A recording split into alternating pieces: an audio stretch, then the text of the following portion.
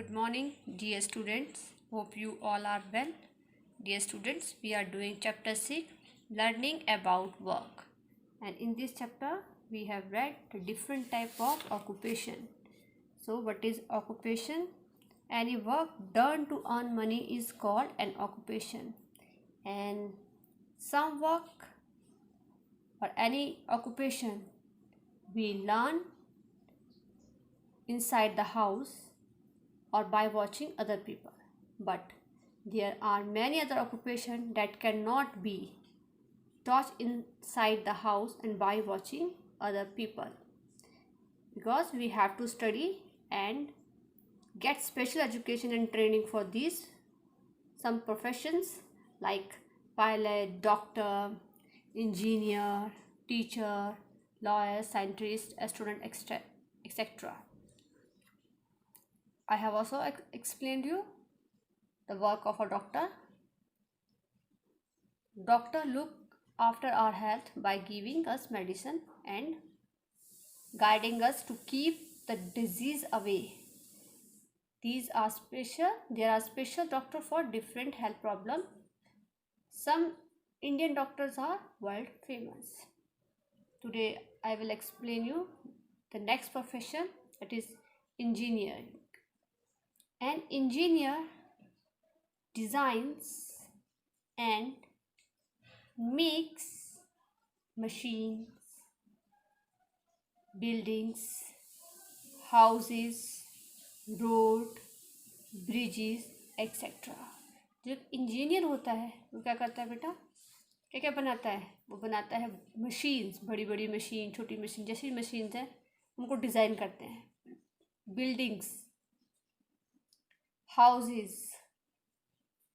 Road, bridges और बहुत से ऐसे काम हैं जिनको कि इंजीनियर डिज़ाइन करता है. ठीक है. He and she has to study engineering from a college. तो इंजीनियर बनने के लिए चाहे कोई बॉय हो गर्ल हो, उसे स्टडी करने के लिए कहाँ जाना पड़ता है? इंजीनियरिंग कॉलेज में. Engineers play an important role in the progress of a country.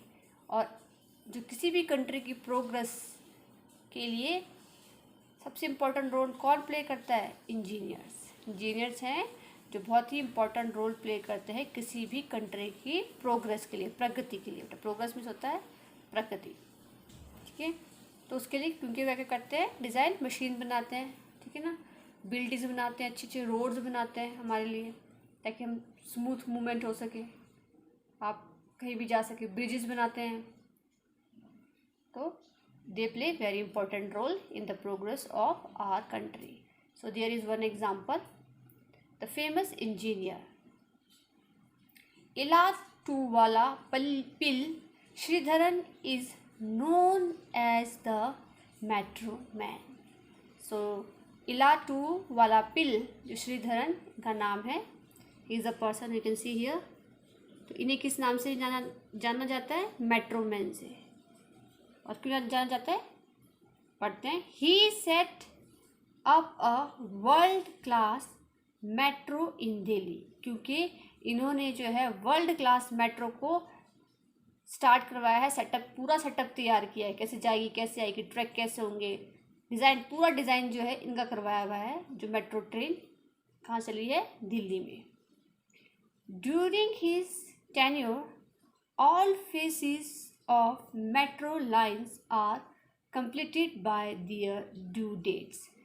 इनके ही टेन्योर, यानी कि टेन्योर मीन्स इनके काल में, इनके टाइम में जब ये जॉब करते थे, जितने भी फेजेस थे लाइन के, तो उन्होंने ड्यू डेट पे, जो उनको डेट दी गई थी उस पर कंप्लीट किए थे. चाहे ट्रैक का बिछाना हो, आना हो, टाइमिंग हो, उसकी कहाँ से स्टार्ट होगी, कहाँ से क्या होगा, जितने भी फेजेस दिए गए थे मेट्रो लाइन्स के लिए, वो उन्होंने कब क्या किया? अपने टाइम पर. ऐसे नहीं कि 1 महीना लेट हो गए, ठीक है ना, 2 महीने आप लेट हो गए, नहीं, जो उनको टाइम मिला था उसी टाइम पर उन्होंने अपने काम को कंप्लीट किया. Mister Sreedharan and his teams success ले इन 3 keys. Discipline, punctuality and honesty.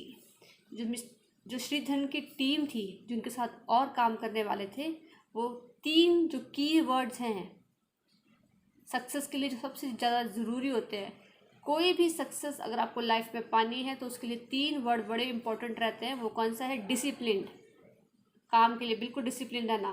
Punctuality जो है, काम टाइम पे पूरा होना चाहिए। और साथ साथ क्या? ऑनेस्टी, ईमानदार हो अपने काम के लिए। ठीक है, तो ये 3 कीवर्ड्स जो है इन्होंने अपनी टीम ने यूज़ किया और वो क्या हुआ? सक्सेसफुल रहे, क्योंकि बिल्कुल टाइम पर जो है रेलवे मेट्रो स्टार्ट हो गई दिल्ली में। सो इनको किस नाम से भी जाना जाता है?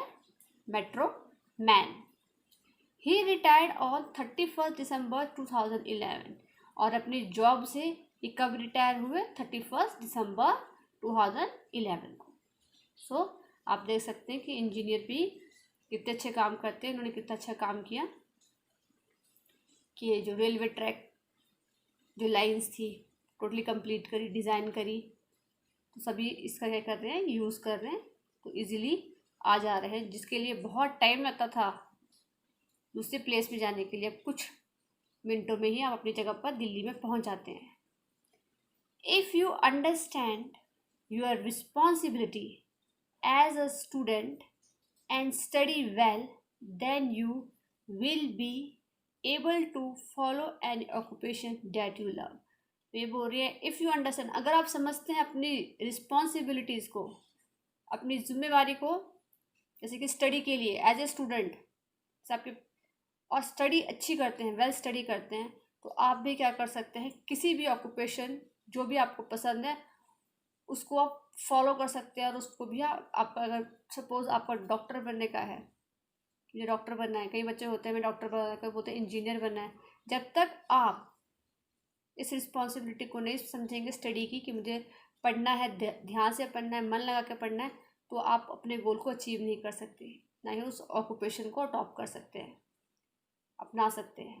तो इसलिए बहुत ज़रूरी है एज ए स्टूडेंट अपनी जो रिस्पॉन्सिबिलिटी है उसको समझना और अच्छे तरीके से पढ़ाई करना, ध्यान से पढ़ाई करना। ठीक है, और तभी आप अपने जो गोल है, ऑक्यूपेशन है, जो आपको पसंद है, उसको आप अचीव कर सकते हैं। तो सब बच्चों को ध्यान से और मन लगाकर पढ़ना चाहिए। तो ऐसा कोई नहीं कोई बच्चा वीक है, सब बच्चे पढ़ने में अच्छे होते हैं, बस थोड़ा सा हार्ड वर्क की ज़रूरत होती है। तो dear student, here we have done our chapter, and in this chapter we have read different type of occupation as I explained you in the previous video. Now I will take exercise A, which is given on page number 42. Something to know. Tick the correct option. Question number 1. The occupation that requires special training. Option A, scientist. Option B, fruit vendor. Option C, milkman. So, who requires special training? It's scientist. Option A is correct. Now, option B. The cities with a metro facility in India are. Option A, Jaipur and Amritsar. Option B, Jammu and Agra. Option C, Delhi and Kolkata. So, right answer is option C.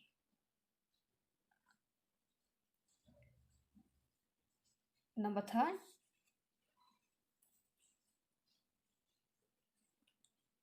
The person who repairs leaking tap is a. Option A, doctor. Option B, gardener. Option C, plumber. So the right answer is plumber. The man who repairs leaking tape is a plumber. Fourth, the main occupation of people living in village is.